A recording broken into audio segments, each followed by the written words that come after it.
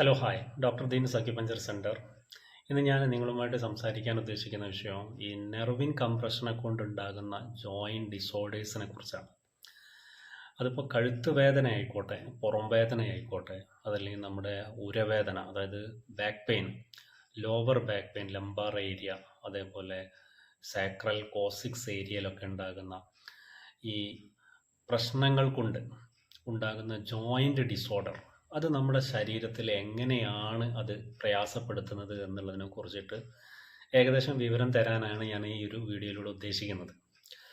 അപ്പോൾ നമ്മൾക്ക് പൊതുവെ നോക്കുകയാണെങ്കിൽ നമ്മുടെ കഴുത്തുമായി ബന്ധപ്പെട്ടിട്ട് നമ്മുടെ കഴുത്തിലെ 7 എല്ലുകളാണ് നമ്മൾക്കുള്ളത്. സെർവൈക്കൽ പാർട്ടിൽ 7 എല്ലുകളാണുള്ളത്. അപ്പം ഈ സെർവൈക്കൽ ഏരിയയിൽ ഓരോ വെർട്ടിബ്രൽ ജോയിൻറ്റും നമ്മുടെ സെർവൈക്കൽ വെർട്ടിബ്രൽ ജോയിൻറ്റിൻ്റെ ഇടയിലൂടെ നാഡികൾ സപ്ലൈ ചെയ്യുന്നുണ്ട്. അപ്പോൾ അത് നമ്മുടെ ഇരു കൈകളിലേക്കുമാണ് അത് സപ്ലൈ നടക്കുന്നത്. അപ്പോൾ അത് ഓരോ ഏരിയയിൽ നിന്ന് വരുന്ന സ്പൈനൽ നെർവ്സിന് അതിൻ്റേതായിട്ടുള്ള ധർമ്മങ്ങളുണ്ട്. ഇപ്പോൾ C1, C2, C3, C4, C5, C6, C7 എന്നുള്ള രൂപത്തിലാണ് അത് വർഗീകരിച്ചിരിക്കുന്നത് സെർവൈക്കൽ വെർട്ടിബ്രാസ് കഴുത്തിൻ്റെ.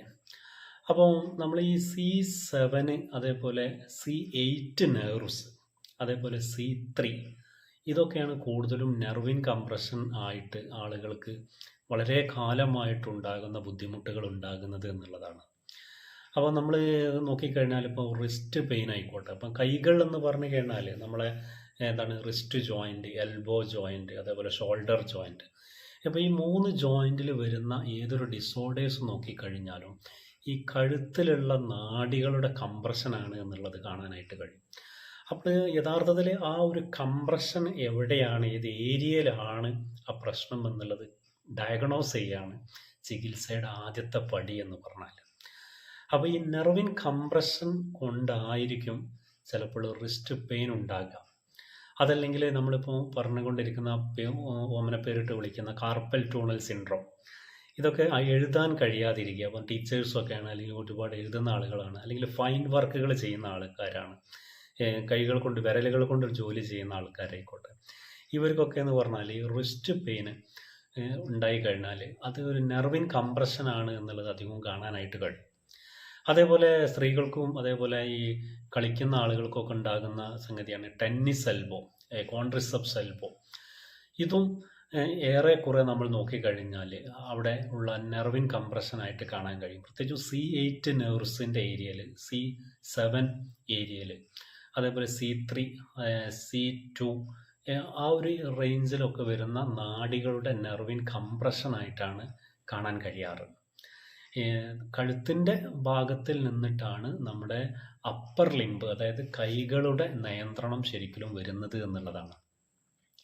അപ്പോൾ ആ ഏരിയയിലുള്ള നാഡികളിൽ, ആ ഒരു നെർവ്സിൽ ഏതൊരു നെർവാണ് അവിടെ കംപ്രഷൻ എന്നുള്ളത് ഡയഗ്നോസ് ചെയ്തതിന് ശേഷം അതിനെ കറക്റ്റ് ചെയ്യുക എന്നുള്ളതാണ്. അപ്പോൾ അതിനെ കറക്റ്റ് ചെയ്തിട്ട് നമ്മൾ ട്രീറ്റ്മെൻറ്റിലോട്ട് പോകുമ്പോൾ വളരെ പെട്ടെന്ന് തന്നെയുള്ള മാറ്റം അവരിൽ അനുഭവപ്പെടുന്നതായിട്ട് കാണാൻ കഴിയും.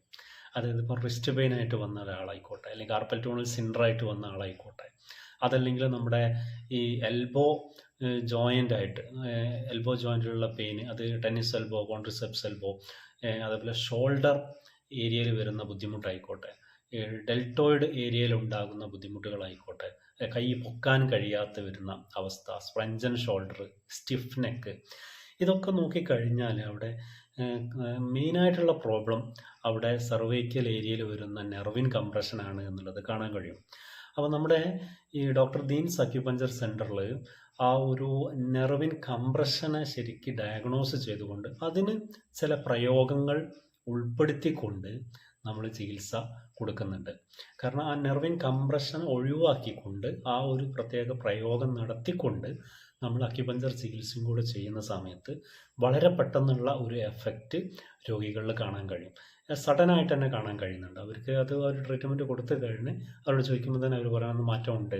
അപ്പം കൈ പൊക്കാൻ കഴിയാത്ത ആളാണെങ്കിൽ അവളെ വളരെ പെട്ടെന്ന് തന്നെ കൈ പൊക്കാൻ കഴിയുന്ന ഒരു അവസ്ഥയിലേക്ക് അവർ മാറുന്നുണ്ട്.